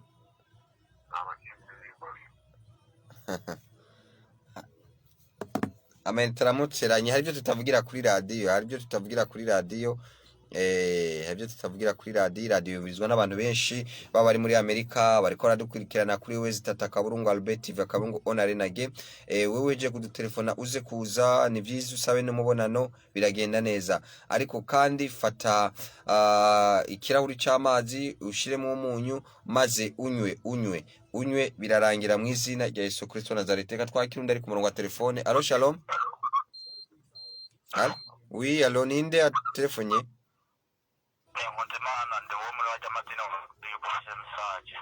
uraza kuri eglise ntabwo ndabikorera kuri radio navuze muze kuza ntabwo navuze ko arabo ndabivugira kuri radio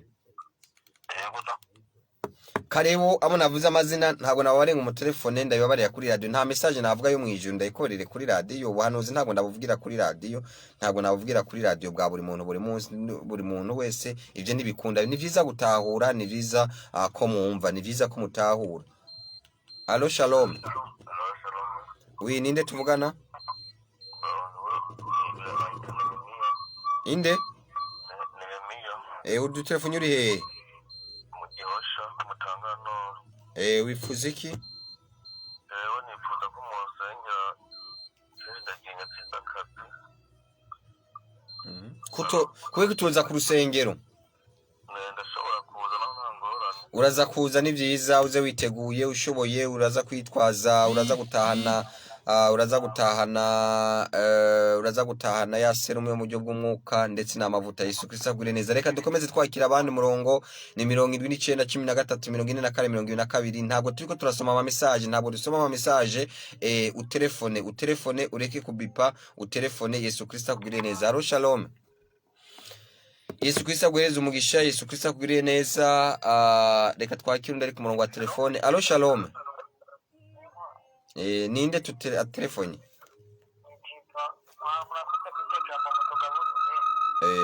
uri telefone uri hejiva mu kigobe ariko ni hafi niho dusengera uraza kuza ku rusengero wewe basha urumva kubera ubuzima umuntu abakora butamworohereza bashima cyane kubona usengera abantu bagakira kuko nanje naki wakiziki shingira nta abandi wakiziki hari bariko baradukurikirana biciye kuri Albert TV kuri television online bariko baradukurikirana n'abari kuri radio bariko baratwumva wakiziki twagusengeye wakiziki ngaho mu kigobe kuri telefone yego abona byose ndiko ndakora akazi kuko sanze nkora n'akazi k'ijyaho ndiko ndameshura uduhuzu ubuntu bari sawa kandi ibitangaza mama mwana kugenga ku radio bigakoreka ibigeri jambo riva mu ijoro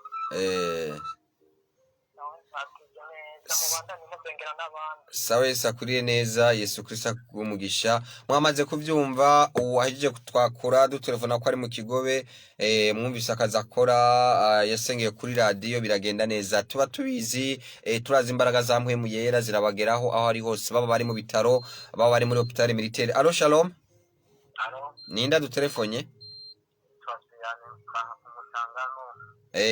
tugufasha iki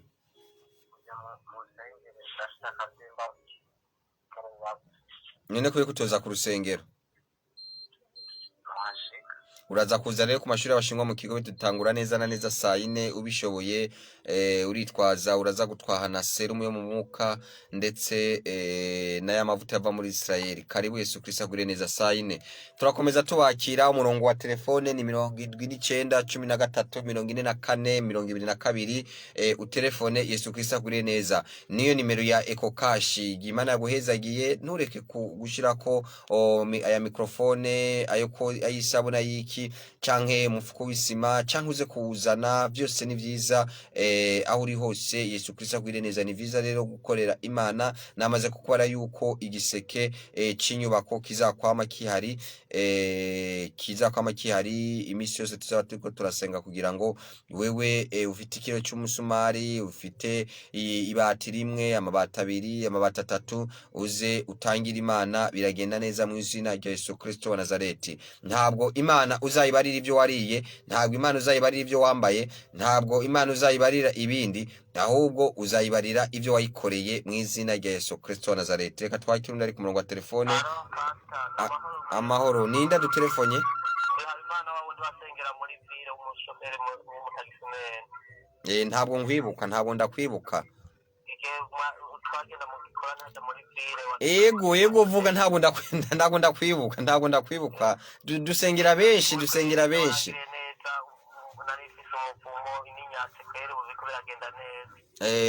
Biriko biragenda neza. None ikigira 10 kutarakirungika uvuga ngo bivyara biriko biragenda neza, nturunga ikigira 10 ntugirene wumva. No kurushwa no kukirungika kuri iyo telefone ntukige. Ushobora no kwirunga kuri iyi telefone urayifise. Yesu Kristo akugirire neza. Yego murakoze, Imana ishimwe nzokirungika. Sawa. Yego murakoze, murakoze. Karibu n'abandi mwamaze kubyumva muri ko muri intahe zitandukanye. Ubu yajigiye twari turi muri ville kuri Pacifique. Urumva n'intahe ndaza kukubara n'izindi ni prophecy authentique. Ugendana umuvumo ugenda niki ufite inyatsi bibaho nyene, si ibintu bizarindira ejo.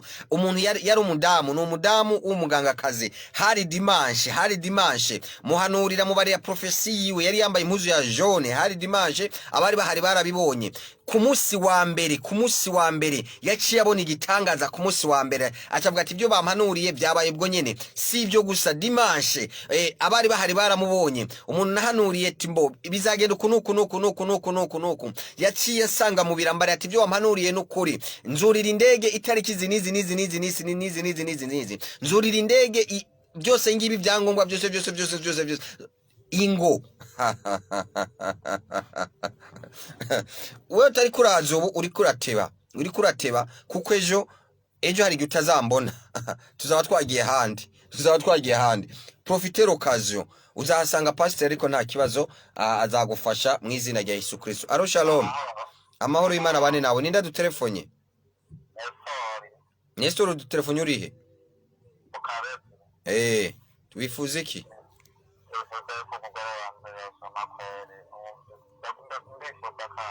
None mwarazananye ku rusengero se? Cye mugore wawe ntabwo ndamubona. Uramuzana madame wawe rero. Wenda kubarira ndagusengera inuzeye nzokubari nushaka ko ndakubari munsi uzasamira ko naho zabyarira n'ibiki. None iyo kwa muganga, iyo waugiye kwa uzabyarira kwa muganga, uko atabantu bakibyarira muhira uzabyarira kwa muganga, uzamuzane sawa. Turakomeza tubakira. Umurongo wa telefone ni 29134442. Ushaka ivyara, ushaka iki ingo, ntutelefone uvuga ngo sengera ngo ushaka kuvya, nuze biragenda neza. Akanya kariho umuhanuzi ariho.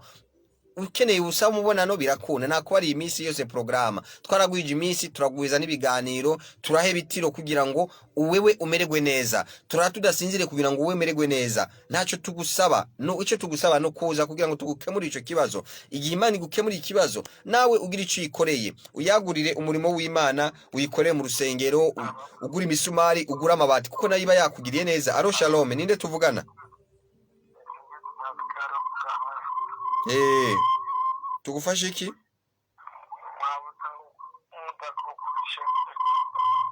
Vuga cyane. Dutangura saa 4 ku kaburungu ku madrapo kuri dukorera muri petite salle. Ni byiza rero guciga ntucegwe saa 4 ko nucege usanga ibibanza byaba babifashe byose. Abanyamurenge twebwe turi mu Burundi, nta banyamurenge bari mu Burundi. Nta hantu hitwa ku banyamurenge mu Burundi. Nta hantu hitwa mu banyamurenge mu Burundi. Mu Burundi oya, abanyamurenge ni muri Kongo. Ntabwo turi muri Kongo, turi mu Burundi muhu. Oya ni mu Kigobe ku mashuri yitiriwe abashinwa mu Kigobe.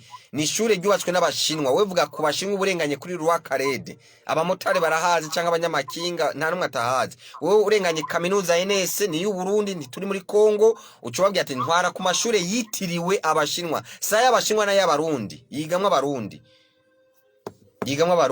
Mu Burundi nta hantu yitwa mu Kinyamurenge. Mu Burundi nta hantu yitwa uko. Nta hantu yitwa uko. Abanyamurenge bari muri Kongo. Ahantu mu Kinyamurenge ni muri Kongo. Allo shalom. Oui shalom.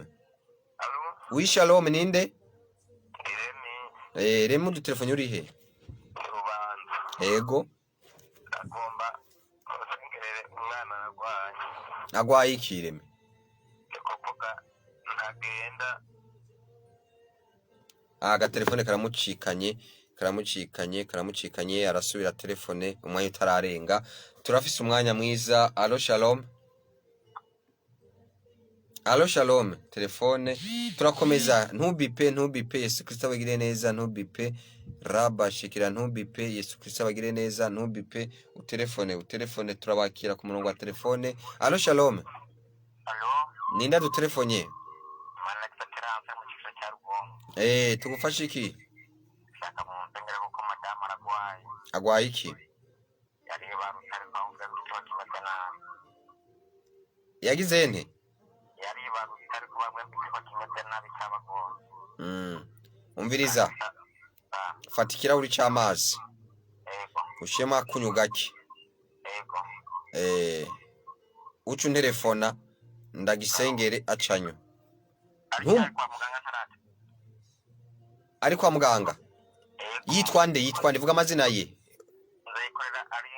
Mwizina rya Yesu Kristo wa Nazareti nzoyikorera Aline that now akakanya igiteko cawe gisubire aravwa normale mwizina rya Yesu. Raba shikira igiteko cawe habe involution iterine mwizina rya Yesu Kristo wa Nazareti. Amen. Vyarangiye.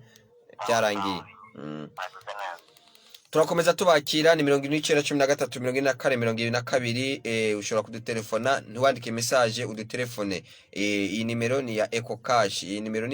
Yesu Kristo abagire neza. Reka twakire undi murongo ari ku murongo wa telefone. Allo shalom. Ninda dutelefonye? Shadrake mu dutelefonye muri he? Ego wifuza iki?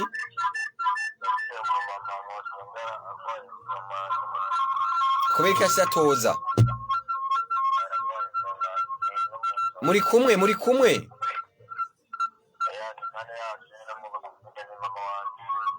Ntabwo muri kumwe. Yitwa nde? Nzeyimana nde? Nzeyimana Shakira. Mwizina rya Yesu Kristo wa Nazareti navuze ngo Nzeyimana aho uri hose buri mwuka wose wakunanije ukaja muri estoma catch fire urekure wakira gukira wereye none iteka ryose ntangora ku buzima bwawe mwizina rya Yesu Kristo wa Nazareti. Amen. Itsoke byarangiye. Yesu Kristo agwire neza. Turakomeza twakira abandi ku murongo wa telefone. Murongo wa telefone ni 1913 Allo shalom. Allo shalom. Ninda dutelefonye? Nitwanda isenga. Dutelefonye uri he? Ego, ndi mu Buyenzi ariko ubunyene ndoze igitega sanze n'umushoferi. Ego nashaka musengere. Tugusengera iki? Vuga icyo tugusengera. Mfise inyatsi kono bivuga faranga nkoreye. Simenye tugiye.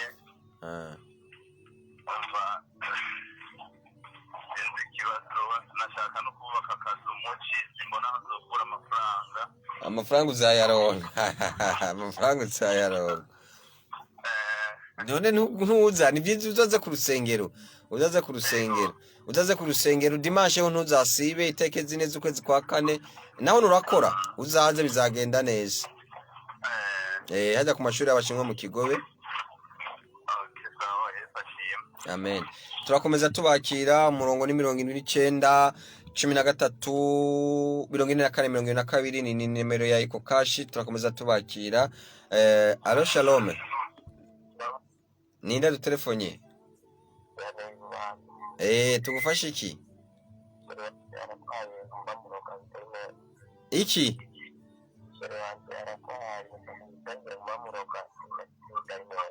Mushiri wawe. Yitwa nde? None kubeka tuza amademoni none umva yitwa nde? Ariko uzamuzane. Yitwa nde?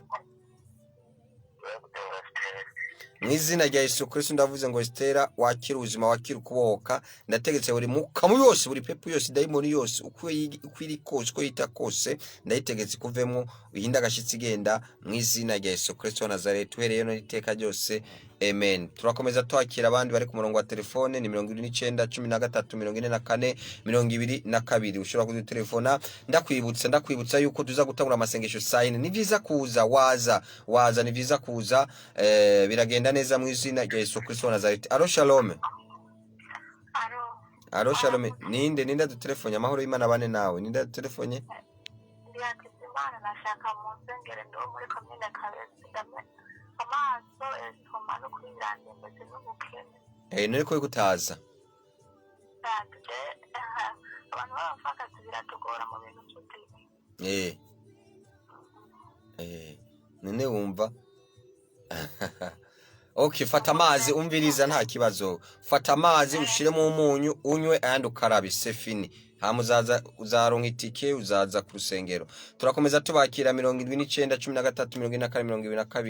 13 ntubbipe utelefone ureke kubipa, reka kubipa telefone. Alo shalom, ninde turi kumwe? Shalom. Wi shalom, ninde turi kumwe? Mukanari hano ku Musenyi. Wifuza iki gairisa ku Musenyi? Baraza bibanza nabo mu Cibitoki nabo mu Bimbi bahora baza nabi Gitega n'abahe baraza bose. Karibu. Ndabashimiye cyane. Ego. Oya karibu biragenda neza. Numva nobasha kuvugira hano kubera. Uraza kuza urasaba umubonano barakubarira uko bigenda. Karibu urasaba umubonano biragenda neza mu izina rya Yesu Kristo. Turakomeza tubakira uze kuza ukeneye umubonano uraza kubona mu izina rya Yesu Kristo. Ukeneye gutahana y'amazi y'urukingo uraza kuyatahana. Ukeneye ya serumu yo mu buryo bw'umwuka urayitahana. Ukeneye amavuta urayatahana. Ukeneye mutabana w'ibitangaza urawutahana. Karibu Yesu Kristo agire neza. Uze witeguye, uyu n'umunsi udasanzwe ni mercredi ya nyuma y'ukwezi tuza kwinjira mu kwezi kwa kane. Turaza kukubarira ukwezi kwa kane. Buri muntu wese turamubarira ikijuri muvugako. Alo shalom. Amahoro. Abaza baje kare nibo tuza guhanura. Ninde turi kuvugana? Yego tugufasha iki? Nashaka mu dusengere ibintu turiko turakora bya mapeza tuje hanze bikunde. Vy'ibiki nibiki? Uraza tugusengere ku rusengero. Hanze ho numva kuzakurira indego uraza ku rusengero. Sawa. Reka dukomeze tuwakiri. Telefone ni 29 13 44 22. Karibu Yesu Kristo agure neza. Karibu Yesu Kristo aguhereza umugisha. Alo shalom. Alo shalom. Alo shalom. Aga telefone ntabwo kari kumworohereza. Turakomeza tubakira. Telefone 29 13 44 22. Alo shalom. Alo ninde turi kuvugana? Akukora imana kisakiranze.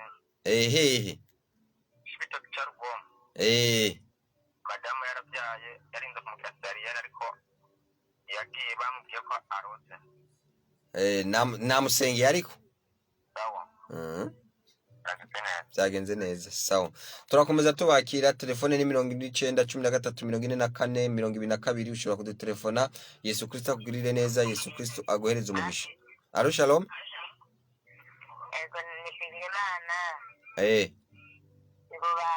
Ego. Ndashaka mu nsengero ngo agize umugore. Agwariye umugore? Agwariye muhira. Muri kumwe? Egome. Agwaye iki? Agwaye kuguru kuravyimbye cyane. Egome. Okay, mu izina rya Yesu Kristo ndavuze ngo buri jini yose yinjiye mu kuguru ubabare bwose busohoke mu izina rya Yesu Kristo umunyanazareti. Amen. Fata igikombe cy'amazi ushemo umunyu umusuke ku kuguru makeyi ayanda yanywe sefini. Uzatelefona cyangwa uzaza kuwa kangahe gushinga intaye dimanche niyo tuzosubira gusenga. Turakomeza tubakira. Telefone ni 29 13 44 22. Tubibutsa kudasiba kuza. Ni mercredi ya nyuma y'ukwezi. Yesu Kristo abagire neza. Yesu Kristo abaho umugisha. Ni mercredi ya nyuma y'ukwezi. Nababare dimanche tekeze neza ukwezi kwa kane. Ntuzosibe saa 2:30 ni tuzagira finance. Tuzahanura finance kandi uzabona igitangaza ya cha finance. Yesu. Alo shalom. Ninde dutelefone? Dutelefone urihe? Amukibenga ni yagufura za kuza ku rusengero. Karibu. kariho ku mashuri ya yitiriwe Abashinwa mu Kigobe tuza gutangura saa 4 ukeneye mubonano ni guhera saa 3 n'insu gushika saa 4 urashika wiyandikishe barakubarira uko bigenda umubonano urawuronka ushobora no kwiyandikisha kuri 77 45 55 20 inimero ya pasiteri canke uze kuza nyene ku mashuri yitiriwe Abashinwa mu Kigobe nta numwe atahazi ari mu gisagara ca Bujumbura. Alo Shalom. Alo. Oui ninde turi kuvugana? Irene. Uragarutse? Yego.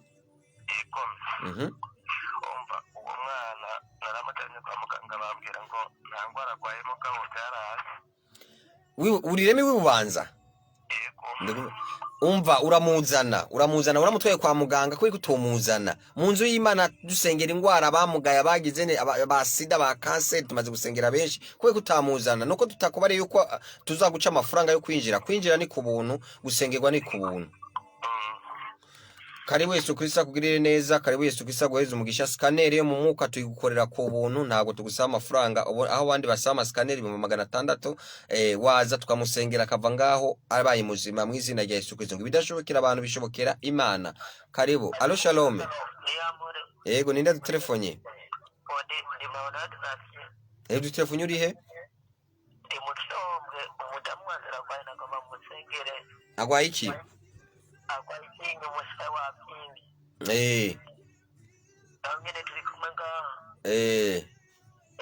Zana musengero bari buhere ariko bagende kwa muganga bari mukura aho mu Kirombwe hari ivuriro bari mukure ariko reka baramwandikira utunini reka mu misonga ivemo hamanze yavyimbuke kuko nibashobora kuri mukuramo mbona batari mukuramo hatavyimbutse ariko reka musengere. Umva wi aro Shalom ugwaye iginyo uribaruka neza fata rero umviriza fata amazi ushiremo akunyu gakeyi ucugotomera ubwo bubare buca burangira no kuvyimbuka aravyimbuka kandi uvyara neza sawa birarangiye vyarangiye. Turakomeza tubakira ni kuri 79134442 abari mu Kirombwe kwipera muyira mugweza hari ya Sororezo Ocoga Buzige Ruyaga Buhonga Mutambu. Alo Shalom. Nyambuye Isare Gitezi Alo Shalom. Gishingano muri kutwumva abari Nyabunyegeri abari Carama abari hari yakururi ya ruzi ugenda bubanza ego. Alo Shalom.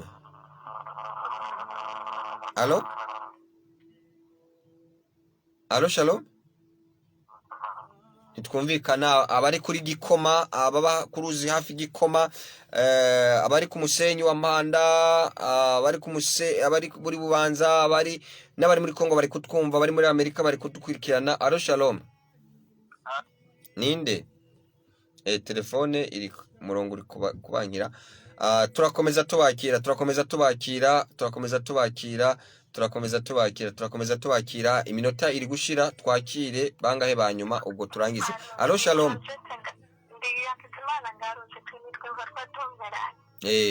Turi ikiganiro kiri kurangira nakubari ivyo ukora nakubariye we uri mu Kabezi Okay nakubariye umva nakubariye ndi kukubarira fata amazi ushemwe akunyu unywe ayandi ukarabe sefi n'amafaranga uzabo yabonye kandi urakira hamuzaze nitiki uzayibona nikigira cy'umuzakibona twohereze. Turakomeza twakire babiri banyuma maze dushe tubabarira ibimenyeshejwe. Alo Shalom.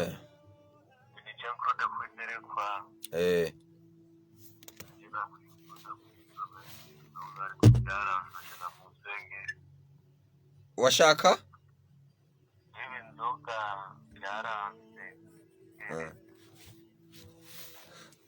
Umuntu yitwa Nahayo we uramuzi? Fata kube kutoza ku rusengero none ntaco ushaka kuraza canke ureke nta kibazo inyungu ni yiwawe ariko wafata igikombe cy'amazi ugashiramo akunyukanwa iyo nyota y'inzoga n'ingeso mbi birakuva ko mu izina rya Yesu Kristo. Urumva mbaye uburije kubivuga urumva ntabwiza kubivuga ndi kubona ubuhanuzi bwinshi ariko ngarukirije ngaho sawa. Twakira undi wanyuma ku murongo wa telefone 79134442 reka tumwakire. Alo Shalom. Ninde a telefone? Du telefone urihe?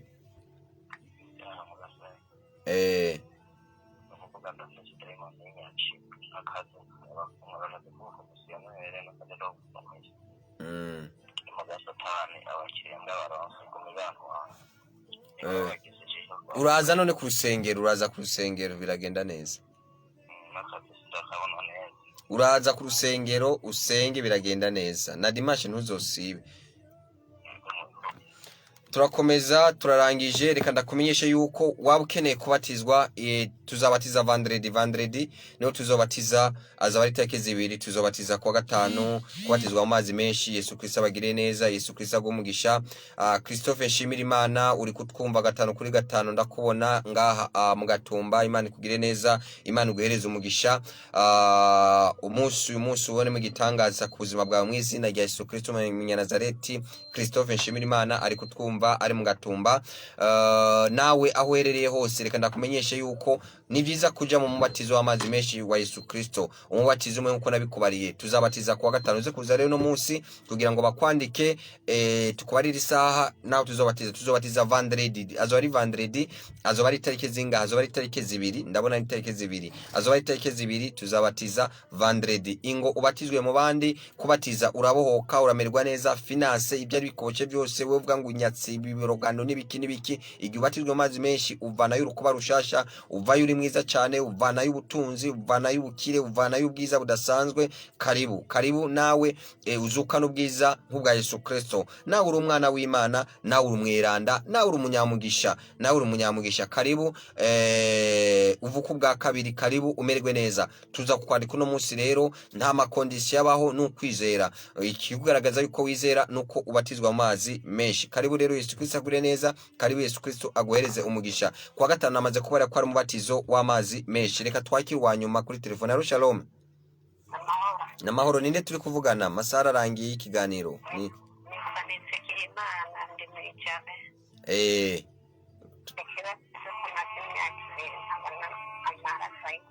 iyo ni jini Mayimuna yabitumye.